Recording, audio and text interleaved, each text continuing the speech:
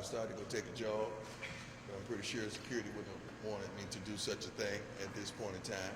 But I'm excited. We knocked out Good Morning America. It was it was blessed. Michael Strahan did a wonderful job and was able to get exposure out to the program. And that's what we're here to do at that level.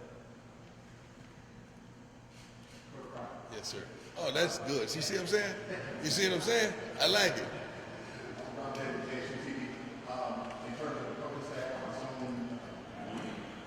Well, the coaching staff has been established for quite some time.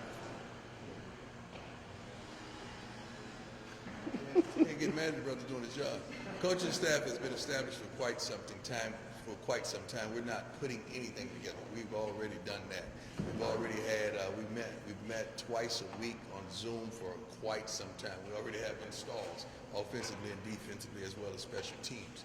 So the reluctancy is just to secure people. Some of those coaches are still employed at various colleges, so we're just trying to secure them to make sure they don't ruffle any feathers. But that staff has been completed for quite some time, probably for the last several months. It's been done.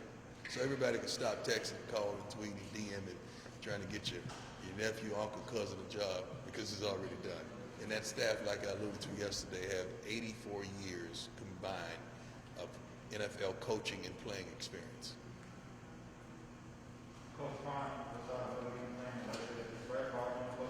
Brett Favre is not on the coaching staff. He will remain as the best friends category. He's a good man. I love him to life, but he assured me that whenever I need him, he is there to help, to assist, to inform, to educate, to provide financial relief as well. He's been wonderful with his persons that he's attached to me to help this program go to another level. He is amazing. Coach Prime, Teacher J. Kelly, Black College Experience. It's often said that HBCUs have limited resources when it comes to leveling the playing field. What resources do you plan on bringing to this program so that we are on the same playing? This wonderful walk that I just made from the car to this podium, you better look around. I don't see nothing limited about that. This looks really, really good. It is astounding. The resources with allowing those other players, 4 or 5-star, some of the so-called elite players, to understand what HBCUs occupy. That's a whole other thing. Playing on ESPN2 and not ESPN. Not being invited to bowl games when some teams that are 6 and 5 or some teams that are really not worthy. I want to know why that is not on the table for HBCUs. When I say level the playing field, I want to level it in every aspect of the word. I just truly want our kids to understand that there still is a navigation system that leads us to the NFL like it once did. 4 wonderful Hall of Famers have matured from this school, and 99 draftees, and I think 100 or so or more of players that have played in the NFL and is playing right now from this school. So you can get to where you want to get to and reach your goals from JSU.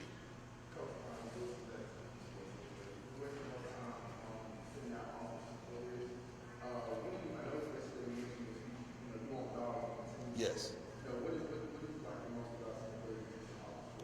They're ready to play right now. They just got to learn the scheme. They got to learn what we do and how, and understand how we do it. But they're game ready right now. They won't be a red shirt that would adorn them. They're ready right now. You want to win. Our fan base wants to win right now, immediately. They don't want to, hey, we'll do it next year. The guys are young. They got to mature. They don't want to hear that.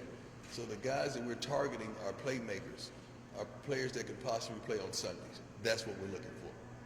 If your dream is not to play on Sunday, you're in the wrong place.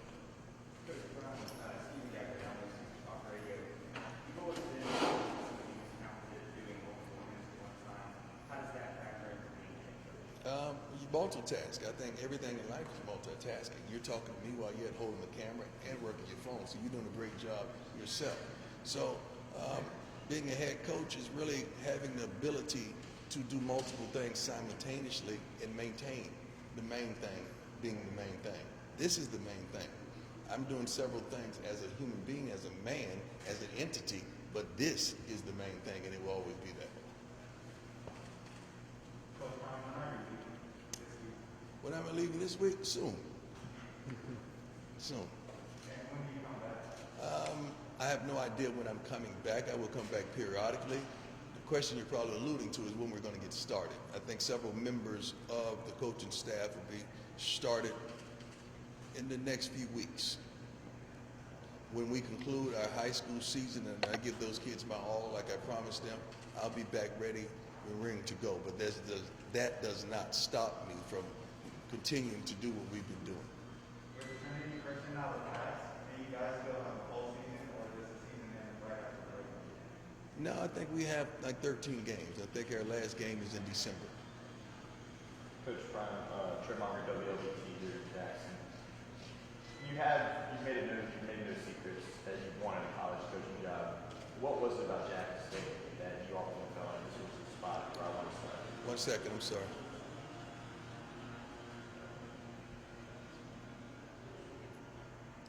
What is it about Jackson State? The history,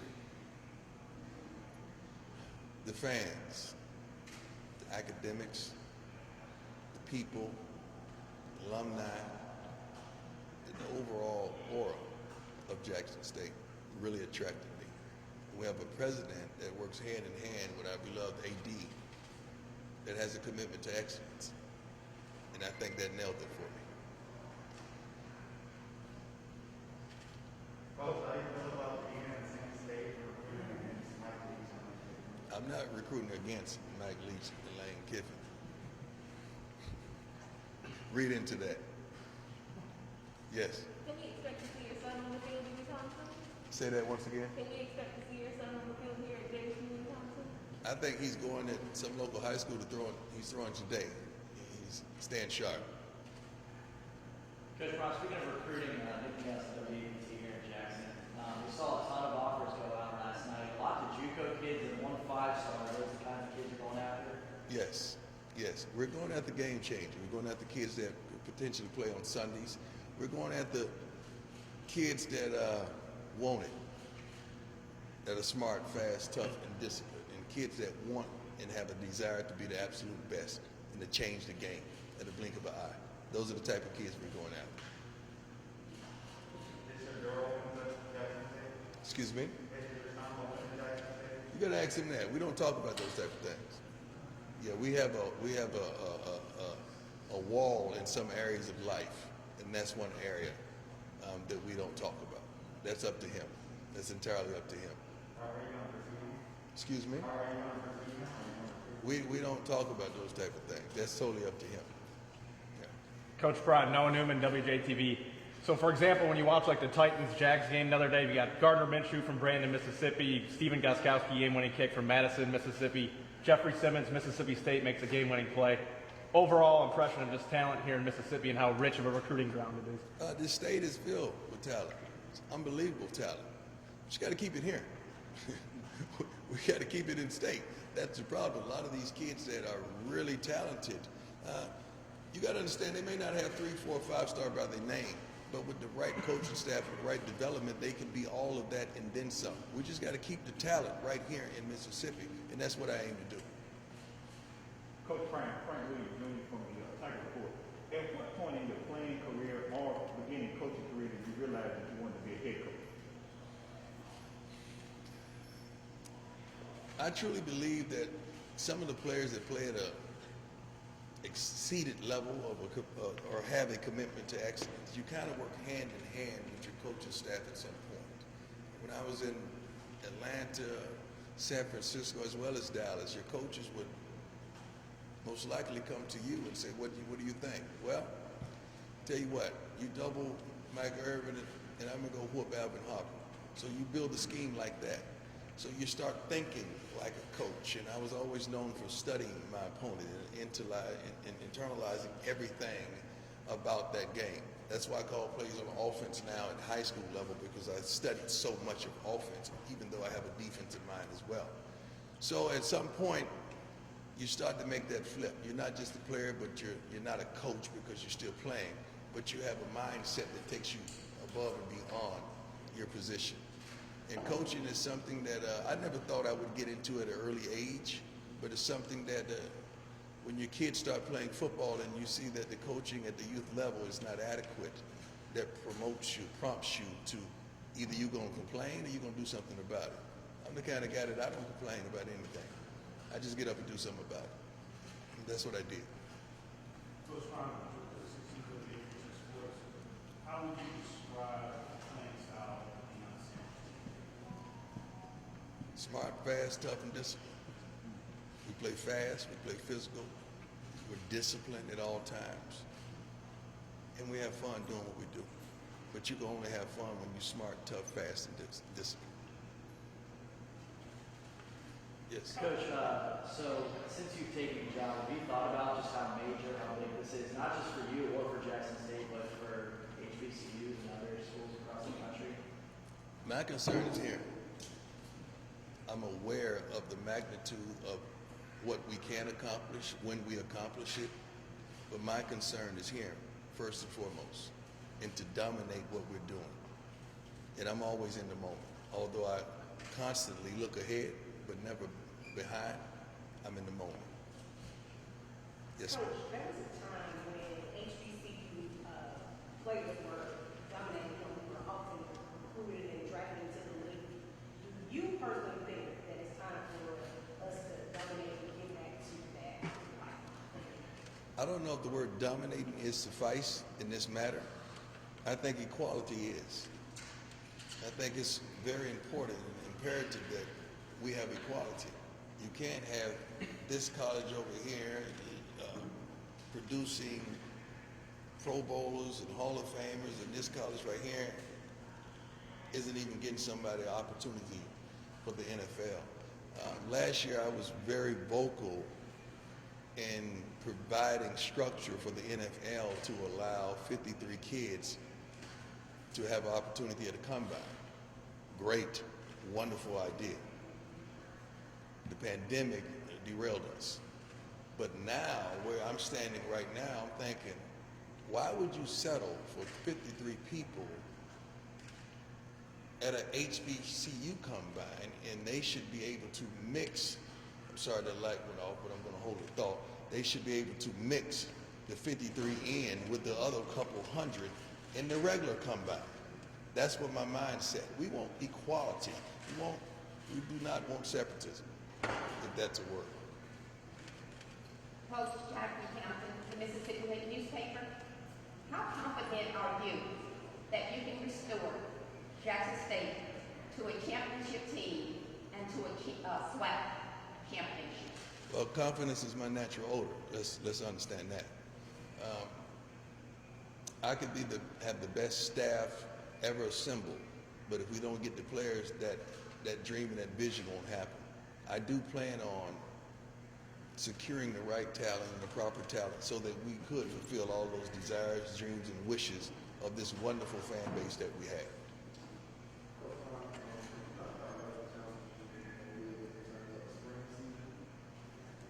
We plan on having a spring season. I believe that's 6 to 8 games in the spring. We plan on having that one. I'm excited about that. I cannot wait. I'm anticipating that. Coach Prime, are you recruiting players for the spring season? We're recruiting players, period. That's why those offers went out. Period. With an exclamation mark.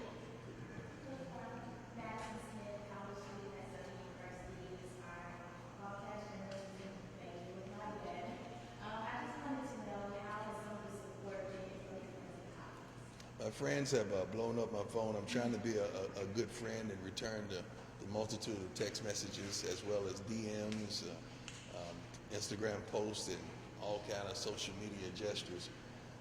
I'm elated.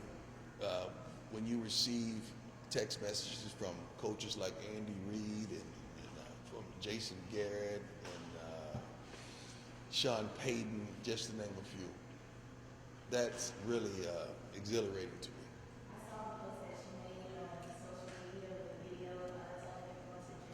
Yes.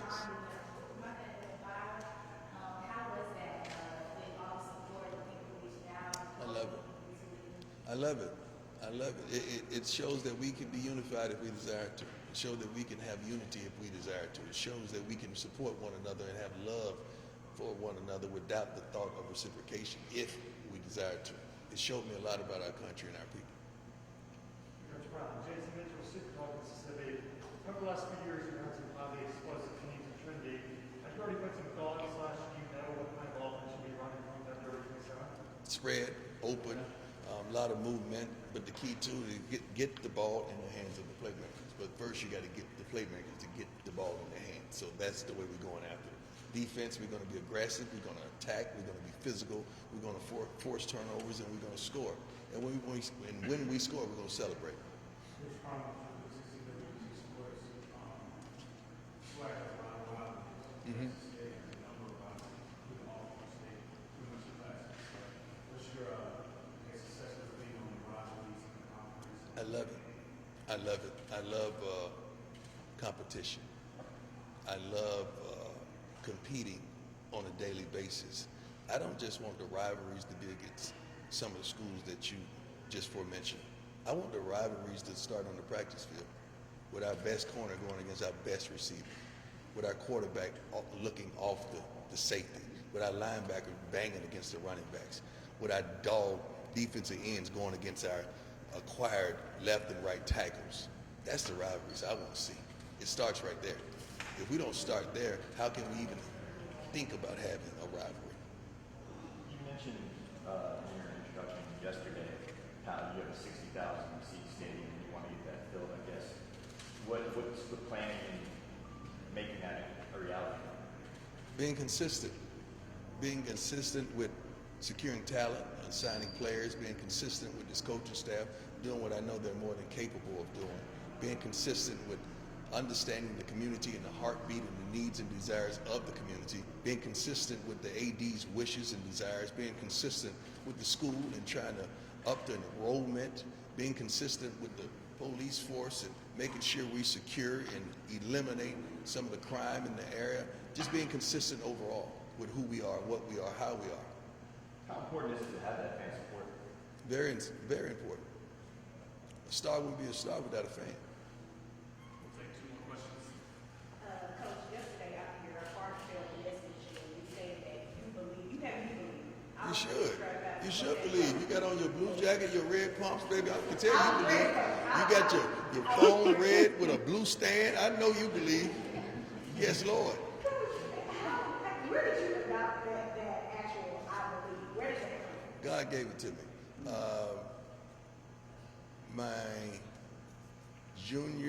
senior year at FSU, we had shirts made that we believe. It started at the bench press, honestly. Never told this story. That's why I'm thinking way ahead in my mind. We was maxing out that day, and I think it was 335 on the bench, and I was all up $1.80. And I had never tried that. And I sat down on that bench, and before I put my back on it, I looked around and I yelled, I believe. And as I grabbed the bar, I yelled, I believe. As my 2 handlers on the outside of them, I made eye contact with each of them, and I said, I believe. Then I pushed the weight off the bar, and I pushed it up, getting my max and being the strongest cornerback, defensive back, cornerback, not defensive back, cornerback on that team. And when I re-racked it, I jumped up, and the whole team screamed, I believe. That's where that started. I wear a necklace almost every day. I choose to wear my coaching whistle because I am Coach Prime now. But usually I adorn myself with a necklace that says, I believe, each and every day. So you're going to see that. But there's no way that we could accomplish the things that we desire to accomplish without everyone believing. And it all starts, people say there's no I in team. It's not, but there's an I in win. How important do you think it is, not just prime times here, but also the media guy that you've been over the past, your relationship with Marshall now? How important do you think all that would be for the exposure? Well, it's very important. It's very vital for the exposure. Some of these kids are diamonds that just hadn't been found. And they need that exposure. They need that light. They need that light so you would know who they are. The Sonic Boom needs that light. My God. I mean, they're known mightily all over the country, but boy, if I could shed that light on them, could you imagine what this could be? Could you imagine what the enrollment is going to be? when we start to continue, do what we're capable of doing, that light is going to be phenomenal. But not just that light in my media savviness, but the light as a man. We got to accept some boys and make sure when they leave here, they're men. We got to make sure these young men are fathers or they're friends, they're wonderful sons, that they improve on every aspect of life. That's my goal. That's my challenge. That they may come here an adolescent, but they will leave here a grown man. Thank you guys. That concludes today's press conference. We'll see you all very, very soon.